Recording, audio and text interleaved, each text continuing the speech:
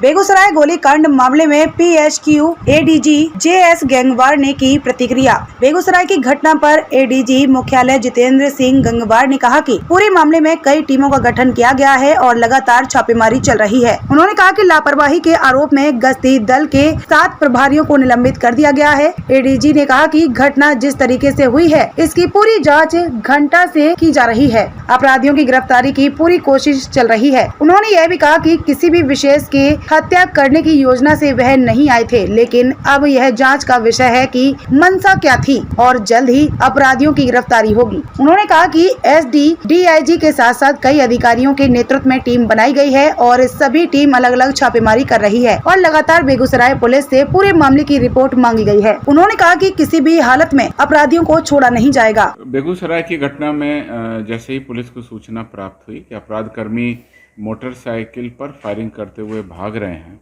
और उसमें कुछ व्यक्तियों को गोली लगी, उसके तुरंत बाद पुलिस एक्शन में आई और जगह जगह चेकिंग करके अपराध कर्मियों की गिरफ्तारी और उनकी आगे के कार्रवाई के लिए पुलिस के द्वारा कार्रवाई की गई। लेकिन अपराध कर्मी अभी तक नहीं पकड़े गए हैं।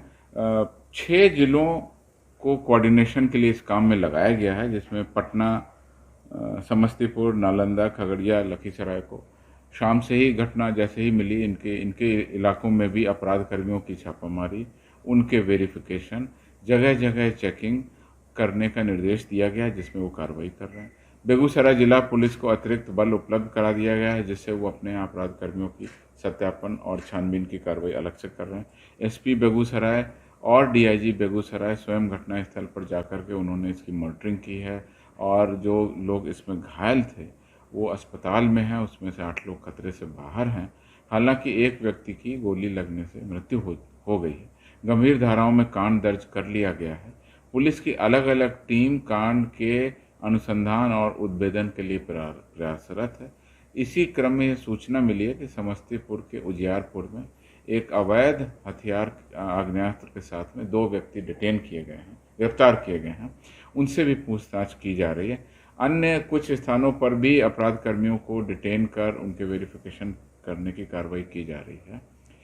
जो सीसीटीवी फुटेज अलग अलग इलाकों से प्राप्त हुए हैं, उन सभी सीसीटीवी फुटेज को मिला करके एक कंबाइंड फोटोग्राफ बना करके हम लोग अपराध कर्मियों की वास्तविक शिनाख्त कर उनकी गिरफ्तारी के लिए टीम बना करके कार्रवाई कर रहे हैं। मुझे उम्मीद है कि इस पूरे घटनाक्रम में बेगूसराय पुलिस और डीआईजी बेगूसराय को जो नेतृत्व दिया, अभियान का नेतृत्व करने का काम दिया गया है, उसको वो करेंगे और शीघ्र ही पूरे मामले का उद्भेदन हो जाएगा। कोई कार्रवाई भी हुई है सर? इसमें एसटीएफ या सीआईडी को भी लगाया गया है?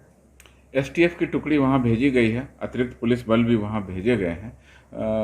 कांड के जो पूरा मामला था उसमें हालांकि पुलिस की गाड़ियां रोड पर थी, परंतु उनके द्वारा चेकिंग अभियान या बाकी कार्रवाई नहीं की जा रही थी, तो इस कारण से 7 गश्ती के दल के लोगों को तत्काल प्रभाव से निलंबित कर दिया गया है। हम लोग पूरे घटनाक्रम पर नज़र रखे हुए हैं, शीघ्र ही मामले का उद्भेदन होगा। ये स्पष्ट हुआ है कि जो गोलियां चलाई गई वो कितने एमएम की थी?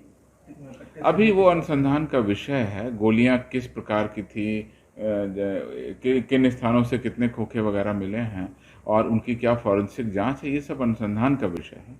परंतु एक बात स्पष्ट है कि ये किसी के लूटपाट के इरादे से या किसी के छिनतई के इरादे से ये घटना नहीं की गई है।